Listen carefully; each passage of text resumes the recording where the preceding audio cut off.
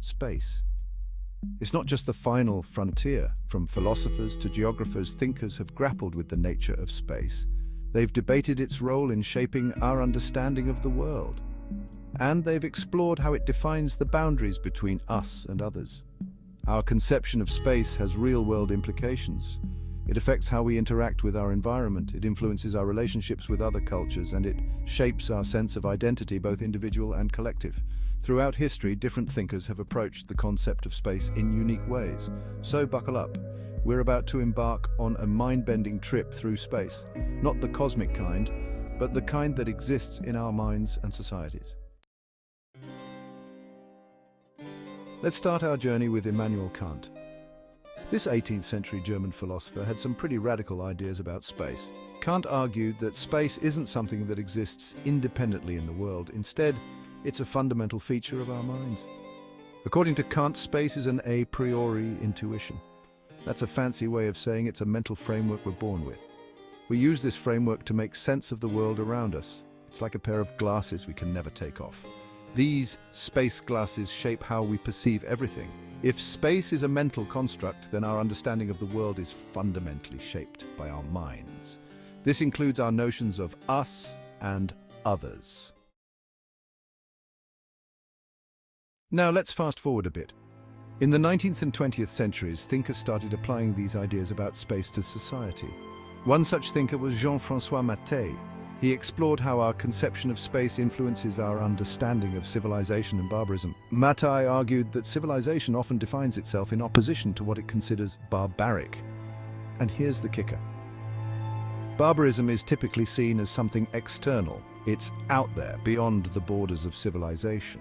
By placing barbarism outside, civilization creates a sense of us versus them. The civilized become the insiders, the barbarians, the outsiders. This isn't just abstract philosophy, it's had real-world consequences throughout history. Property and space, mastery, influence, and dominance. Let's dig deeper into how these ideas of space play out in the real world. One crucial concept here is property. Property isn't just about owning stuff, it's about controlling space. And control of space has been central to how societies define themselves. When we say something is ours, we're making a claim about space. This applies to everything from personal property to national territories. It's all about carving out a space and saying this is ours. This connection between space, property, and power has had huge historical impacts. The struggle for control over space, whether it's land, sea, or even cyberspace, remains a key driver of global politics. Geographical perspective. Space in the colonial era. During the colonial era, geography took on new importance. It became a tool for understanding and controlling the world. This geographical perspective had a profound impact on how people thought about space and identity. Colonial powers used maps to divide up the world. They drew lines, created borders, and carved out spheres of influence. But these weren't just lines on paper. They were powerful tools for shaping reality. They defined who was us and who was them. They determined who had rights to which resources. Many modern conflicts can be traced back to colonial-era mapmaking. It's a stark reminder of how our understanding of space can have long-lasting, real-world impacts.